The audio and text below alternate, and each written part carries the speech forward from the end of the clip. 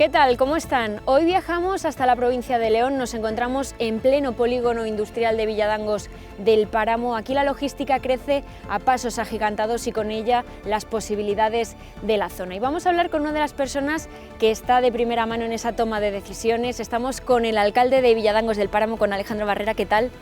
Muy buenas y bienvenidos a Villadangos.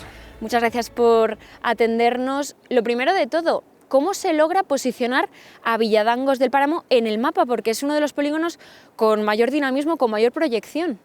Sí, bueno, y el que está además ya es la realidad que va a ser el más grande al final de toda Castilla y León. Pues la verdad que son muchos años, con el empeño al final, yo siempre lo digo, de la gente de Villadangos, este suelo en el que hoy estamos, era suelo comunal de la Junta Vecinal de Villadangos, del pueblo de Villadangos, del concejo, y lo cedió de forma gratuita para que se instalara un polígono industrial que ahora sí es un polígono de éxito, aunque muchas veces ya sabes que el progreso pues da un poco de vértigo a muchas personas, pero gracias a los vecinos de Villadangos esto es posible, es decir, una de las esperanzas de León, de la provincia de León, es gracias a los vecinos de Villadangos. ¿Cómo es el proceso? ¿Cómo se da el paso para decir vamos a poner un polígono industrial en Villadangos del Páramo?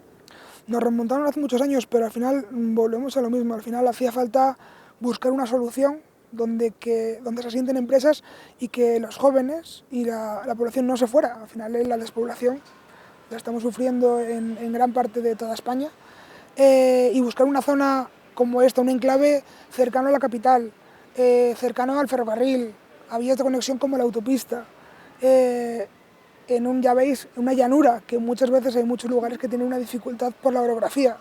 Puede ser un lugar clave, las administraciones, en todo momento el Ayuntamiento y la Junta de Castilla y León apostaron por Villadangos desde sus inicios, pese a que vivieron épocas de crisis económicas, etcétera, etcétera. Hoy estamos aquí, las administraciones siguen al pie del cañón, yo siempre lo pongo en valor, en todo lo que hemos necesitado a otras administraciones, incluido en otros aspectos también al Ministerio, han estado ahí y creo que es pues, un ejemplo a seguir de colaboración entre administraciones gobernadas por diferentes colores políticos y que sirva de ejemplo para muchos otros lugares, ojalá. ¿De a qué años nos estamos remontando? ¿Cómo fueron esos inicios, además? Pues fíjate que nos tenemos que ir casi a principios del milenio, suena muy lejano, pero no hace tanto tiempo. Y realmente el polígono pues, bueno, ya va teniendo casi su mayoría de edad. Lo tenemos ahora a pleno rendimiento, pero lo que comentaba sobre todo ha sido a partir del 2019 cuando mayor dinamismo ha cogido. Es palpable, más venta de parcelas, construcción de parcelas, algunas más pequeñas, otras grandes, expansiones, empresas internacionales, bueno, pues, y además ampliando cada vez más sectores. Comentabas la logística, que yo creo que es el sector clave, pero tenemos ahora también importantes empresas del sector metalúrgico y también del farmacéutico, además de pues, sector servicios, aparte de la construcción.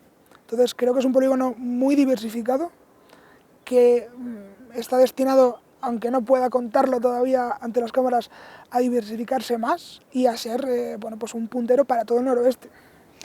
¿Cómo fueron esos inicios? ¿Qué estaba planteado? ¿Cuántas hectáreas iban a ser y cuántas están ahora mismo ocupadas? Pues fíjate, el polígono actual donde estamos ahora mismo, aunque está sufriendo modificaciones de viales, este vial es nuevo, por ejemplo. Sí, vemos obras continuas por todas las parcelas. Estos son 200 hectáreas, que son las iniciales, que son las que poco a poco se han ido vendiendo y las que ahora se están modificando, bueno, pues porque al final el concepto de parcela que había hace 15 años es diferente a la demanda de hoy. Se buscaban parcelas mucho más pequeñas y las demandas reales de hoy son parcelas muy grandes. Pues prácticamente en lo que conocemos recientemente, las demandas de suelo de menos de 20.000 metros prácticamente son muy escasas. Y hay mucha demanda de sitio de 100.000 metros cuadrados porque no lo hay. No hay muchos lugares en el noroeste donde tengan ese suelo disponible. O sea, que se han ido un poco adaptando a lo que iban necesitando esas empresas. Al final, donde esta parte del éxito es adaptarse a la demanda de las empresas. Aquí ha habido ejemplos de naves que tenemos en el entorno que para poder ubicarlas hubo que prescindir de viales, modificar calles para dar, al final la prioridad era poder acoger a esas empresas, pues que en muchos casos tenemos muchas de las que tenemos asentadas en Villadangos que cada una da empleo a más de 400 personas, cada una de ellas. Entonces la prioridad era atraerlas y que se asienten y generen empleo. ¿Qué porcentaje del polígono está ya ocupado? Pues fíjate, vendido del polígono actual Suelo industrial está agotado totalmente, quedan ciertas parcelas de equipamiento, pero prácticamente está ya acolmatado. Las últimas ventas que se han hecho aproximadamente pues en este último año y medio, pese a la pandemia, que es verdad que pues, los procesos se ralentizaron, la crisis de los materiales ha sido una especie como una pausa, pero se han adaptado. Tenemos aquí, bueno, podéis observar naves nuevas, de nueva construcción, y prácticamente están comenzando a construirse. Todo lo que quedaba del polígono actual está empezando ahora la ejecución. De ahí las necesidades de buscar nuevo suelo. Claro, habla del polígono actual porque estaban ampliándolo continuamente. Claro, ahora mismo la ampliación que ya está en marcha prácticamente duplica la capacidad. Es lo que comentaba, que va a convertir a Villadangos en el polígono más grande de todo el noroeste. Hay que darse cuenta de que bueno, pues el enclave es privilegiado con las infraestructuras, aunque siempre pueden mejorarse y hay que aumentar esa conectividad en tema de logística, de transporte, pero hablamos de que aparte de las 200 actuales vienen 185 hectáreas más. Hablamos de una sección de terreno totalmente plana con todos los servicios, porque claro, es más fácil hacer una ampliación cuando ya tienes unos sistemas de depuración de aguas, de captación de aguas, es más sencillo que no hacer un polígono nuevo. Y ahí es verdad que bueno, pues la apuesta de Villadangos, en este caso la ampliación de la mano de Somacil con la Junta de Castilla y León, pues ha sido muy fuerte, el contacto es continuo y yo creo que por eso funcionan las cosas, porque muchas veces nunca me gusta autodefinirme como político, pero a los políticos se nos echan en cara de que no miramos por el bien general, y creo que hay que poner en valor ejemplos de que administraciones de todos los ámbitos se ponen sobre el terreno y al final trabajan, en este caso, pues no solo por Villadangos, insisto, yo creo que esto es de todo León. Habla de 185 hectáreas más. ¿Cómo está siendo el interés con esas hectáreas nuevas? Pues prácticamente, no vamos a decir que la ampliación esté agotada, pero prácticamente la demanda es muy alta. Hay ya parcelas vendidas, que todavía ni siquiera están terminada la urbanización, pero ya hay parcelas vendidas. Ya ha habido anuncios públicos de grandes operadores logísticos que van a instalar aquí también sus centros para todo el noroeste. Aproximadamente pues hay vamos a decir apalabrado, pues probablemente estamos hablando de más de la mitad de la ampliación ya está apalabrada. ¿Qué supone para el ayuntamiento? Que en el momento en el que se amplía quieren venir empresas. Bueno, yo creo que ratifica un poco lo que comentaba antes, la estrategia de éxito y de colaboración y de adaptarnos a la gente que viene. Nos pone a nosotros muchos más deberes, nos permite tener más recursos, también tenemos más obligaciones y más servicios que ofertar, pero nos pone en el reto de bueno, ser una punta de lanza contra la despoblación en el entorno de León. Y yo creo que ahora mismo ese es el principal objetivo que tiene el ayuntamiento que yo gobierno, y en ello estamos. Porque vamos a hablar de población, de esa despoblación. ¿Cuántos habitantes tiene Villadangos y cómo ha ido evolucionando? Porque imagino que esto también es una atracción para el empleo. Pues mira, Villadangos en estos últimos años ha aumentado prácticamente 200 habitantes reales, que cuando me preguntan, le digo, solamente tenéis que cualquier día de diario acercaros, preguntáis en la escuela infantil, que de tener 7 niños, pues ahora mismo estamos superando con creces los 25, el colegio, que nos hemos ido de 35 a más de 90, y esos al final son habitantes de Villadangos, gente joven que ha asentado y que hace su proyecto de vida en un pueblo, que estamos cerca de León. Siempre ha sido una desventaja estar cerca de León, pero yo creo que también es una virtud, porque hay servicios que da la ciudad que no te los puede dar el medio rural, pero otros muchos se vive mucho mejor, y yo creo que ese cambio de tendencia en gente joven que prefiere vivir en una localidad cercana a la capital que en la propia capital está ahí, y es lo que tenemos que aprovechar, sobre todo con la perspectiva de que de aquí a 4 años vamos a tener muchos puestos de trabajo más en Villadangos. Y eso para el pueblo, al final, son viviendas, ¿no? ¿Cómo se puede gestionar esa llegada de nueva población, que va un poco al revés de lo que suele ser, ¿no? Pues al final es dar los recursos que te aporta la llegada de nuevas empresas, es volcarlos en servicios al ciudadano, desde pues prácticamente actividades, vamos a decir no gratis, pero casi gratis, servicios de madrugadores, por ejemplo, para los niños desde las 5:30 de la mañana, que no lo hay en ningún lugar. La escuela infantil también abre a las 5:30 de la mañana. Actividades, sobre todo la parte principal es buscar la conciliación. Y en la medida que la competencia del ayuntamiento puede aportar, intentamos dar todas esas facilidades, y es lo que estamos notando que ya no aparte de la parte de que es mucho más económico los servicios aquí que ofertamos, sino la parte de las facilidades para conciliar la vida laboral y la vida familiar, y yo creo que es lo fundamental. Mucha parte de subvenciones y ayudas que se puedan dar pues para rehabilitación de fachadas, descuento de bonificaciones en el ICI para la construcción. Yo creo que todo está en base, y el siguiente paso, que ahora ya pues vamos a empezar con el tema de vivienda pública, que ahí también se lo solicitamos a la Consejería de Vivienda y Somacil se ha puesto a nuestra disposición. Ya tenemos firmadas que empezarán en no mucho tiempo la construcción de la primera fase de viviendas de protección oficial, unos chalets adosados, con unas bonificaciones y unos descuentos muy importantes para jóvenes, que al final es la clave. Al final se trabaja para que la gente llegue y venga y se quede. Eso es. Al final es imposible que podamos acoger todo las viviendas de la gente que trabaja en el polígono, ni tampoco lo queremos, porque casi sería egoísta respecto de los municipios cercanos. Creo que Villadangos tiene cabida para que trabaje gente y que se mantenga pues prácticamente León y su Alfoz. Yo lo digo, además con total generosidad, creo que es la esperanza incluso para la ciudad de León, que sufre despoblación, la propia ciudad de León. Tenemos que ahora pegar un empujón, pero sí, nuestro objetivo y nuestro principal reto es retener más población en Villadangos, porque tenemos mucha demanda.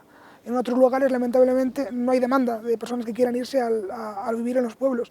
En este caso, Villadangos sí, y todo lo que se ejecuta de obra nueva para alquiler, digamos que tiene muchísima demanda. Porque hablamos de que el empleo que genera el polígono no solo repercute a la población de Villadangos, también vienen de muchas localidades aledañas. Vienen de la capital, de León capital, pero vienen también todos los municipios del Alto Órbigo, desde Carrizo de la Ribera, Benavides, Villarejo de Órbigo y toda la parte del páramo. Al final el concepto del medio rural, que siempre ha sido agrario primordialmente, pues hay que pensar que además aquí se está modernizando el regadío, donde antes podían trabajar 100 agricultores, ahora trabajan 10 por las nuevas tecnologías, la aplicación de nuevos sistemas de riego, etc. Entonces hay que buscar soluciones para que la gente pueda quedarse en el pueblo.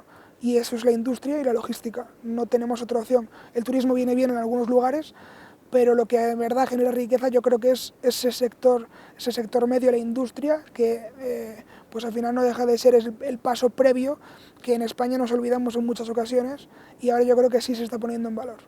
¿Qué tipo de empresas se fijan aquí? Porque además no son precisamente pequeñas, hay unas naves muy grandes de empresas muy potentes. Pues mira, tenemos por una parte todo el tema de logística en el sentido de hay empresas puramente de transportes, que son flotas de camiones que trabajan para otras empresas. Tenemos empresas que son también logísticas, centros de distribución, pues en este caso hay de grandes supermercados, algunas están ya instaladas, otras vienen a la ampliación, y también grandes distribuidores de otro tipo de comercio. Pues al final los que se han centrado aquí, algunos han venido de otros lugares, han deslocalizado de otras comunidades autónomas y han venido aquí para dar servicio a todo el noroeste. A mayores tenemos, comentaba antes, la metalurgia, que también llegó con la marcha de Vestas. Tenemos ya pues, factorías de acero y de aluminio, y también recientemente, por la falta de suelo industrial en las cercanías de León, que siempre ha sido el sector farmacéutico muy importante, también hemos tenido ya asentamiento del sector farmacéutico, pero están picando a nuestra puerta y se van a instalar pues también todo lo que tiene que ver con ese nuevo concepto de energía, de polígono verde, que hace poco estuvo aquí de visita el presidente Mañueco y habló de que Villadangos va a ser el polígono verde.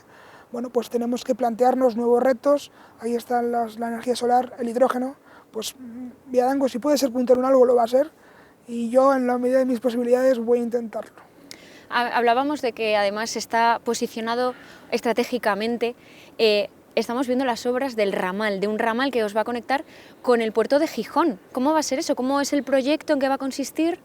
Pues fíjate, mira una cosa más curiosa. Villadangos ya tuvo su pequeño polígono industrial, vamos a decir así, en los años 20.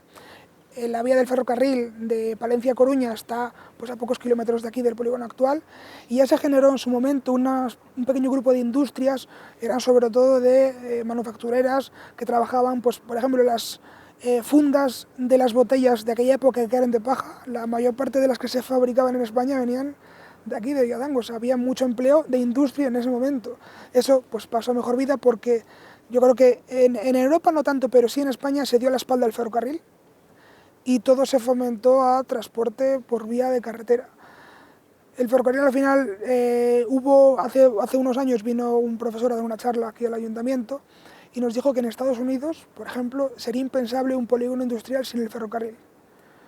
Y al final pues hemos visto, ahora estamos enmendando el error, estamos abriendo estas cicatrices en el polígono actual para dar cabida al ferrocarril y conectarlo con esa vía férrea que ahora mismo pues, nos abre la puerta de los puertos del Cantábrico, sobre todo Puerto de Gijón, que está interesado y es parte de la sociedad que va a gestionar ese ramal, porque entendemos además es uno de los revulsivos de cara a esa demanda de suelo en la ampliación, el tema de poder conectar directamente el tren, que es el tren, vamos a decir, es el mar, es decir, es acercar el mar, el transporte marítimo es el transporte por antonomasia a nivel mundial, acercarlo aquí ya en la meseta y de aquí distribuirlo a la península. Claro, porque quizá en el propio puerto el espacio es limitado, si cada vez vamos a más mercancía, ¿no? Se tienen que ir expandiendo, que eso beneficia. Claro, al final allí el espacio es limitado, la mercancía que llega a los puertos necesita distribuirse hacia el sur y el lugar idóneo pues al final se ubicó de ahí ese ramal, esa conexión, esa variante del puerto de Pajares que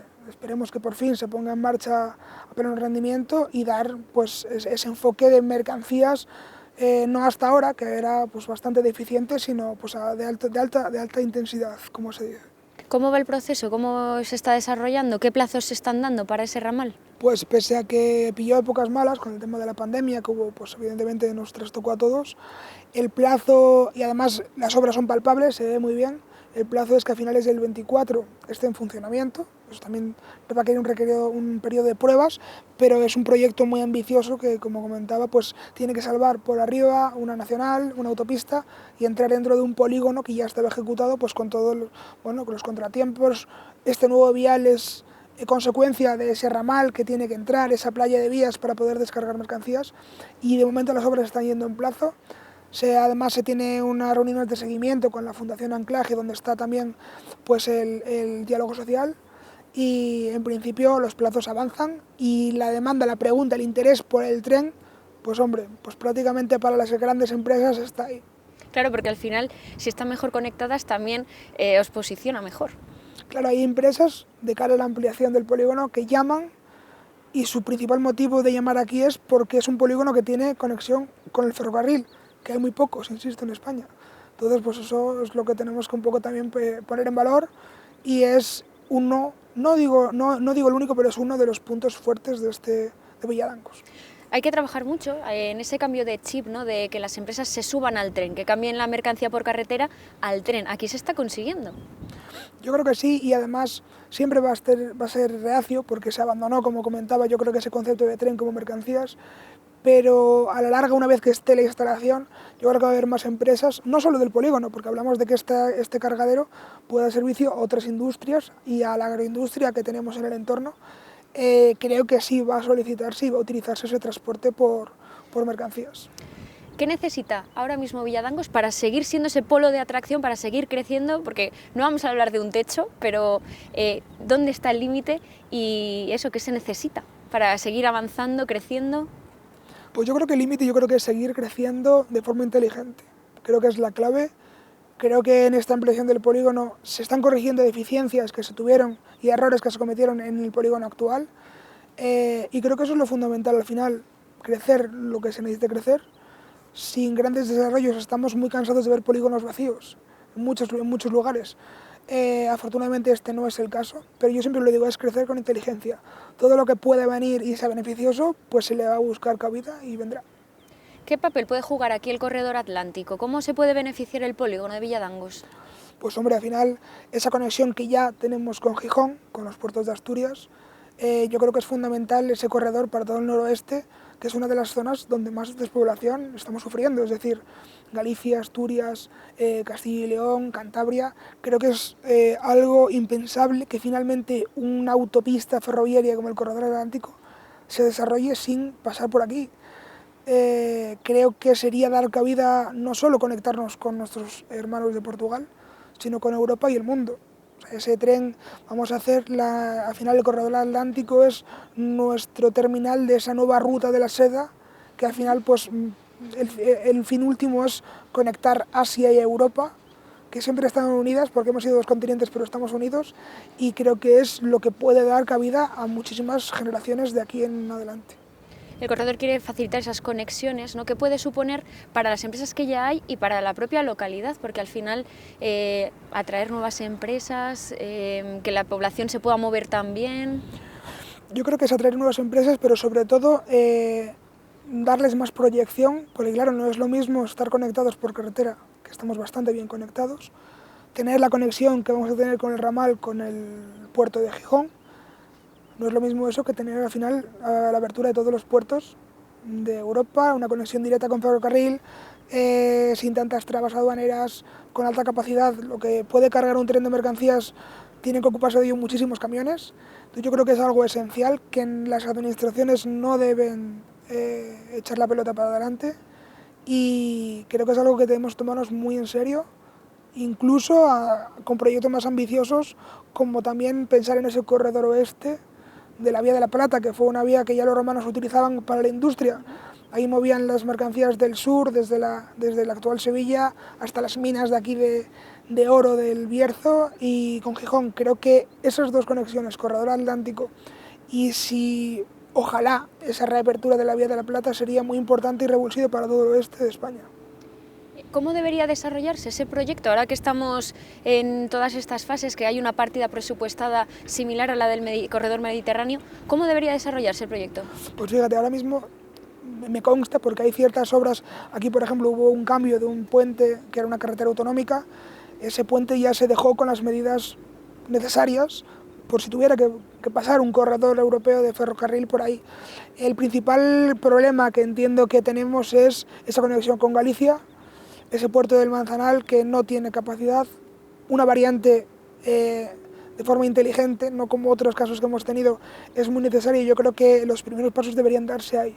Hay estudios, hay medidas muy concretas, pero no hay un planeamiento total de ese corredor atlántico donde aparezca que León, Galicia y Asturias están incluidos. Tienen mucho feedback con las empresas, hay una comunicación, ¿no?, de qué se necesita, ¿no?, para al final darles lo que necesiten y que se puedan quedar aquí.